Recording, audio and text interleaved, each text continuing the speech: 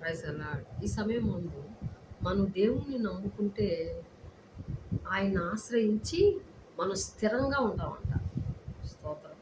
అందుకని ఇక్కడ ఇర్మియా గ్రంథంలో 17 అధ్యాయంలో 7వ వచనంలో ఏమంటున్నాడంటే, యెహోవాను నమ్ముకుని వాడు ధన్యుడు, యెహోవా వానికి ఆశ్రయముగా ఉండును.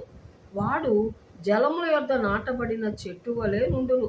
అది కాలువల యోరాన దాని ఏళ్ళు తన్నును. వెట్ట కలిగినను దానికి భయపడదు. దాని ఆకు పచ్చగా ఉండును. వర్షము లేని సంవత్సరమున చింత నొందదు, కాపు మానదు.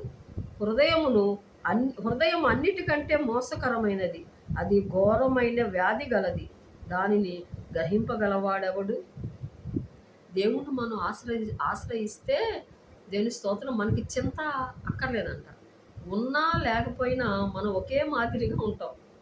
ఎందుకనంటే ఆయన ఆశ్రయించి ఉన్నాం కాబట్టి మన హృదయములో బహుధైర్యముగా ఉంటుంది. దేవుని స్తోత్రం. దేవుణ్ణి ఆశ్రయించిన వారికి దేవుని స్తోత్రం, వాళ్ళకి బహుధైర్యం ఉంటుందంట. దేవుని స్తోత్రం. మరి ఆయన్ని మనం ఆశ్రయించి చింత లేక, అది ఉన్నా లేకపోయినా చింతపడదంట. దేవుని స్తోత్రం. దేవుని స్తోత్రం. స్తుతులు వందనాలు చెల్లిస్తున్నాను.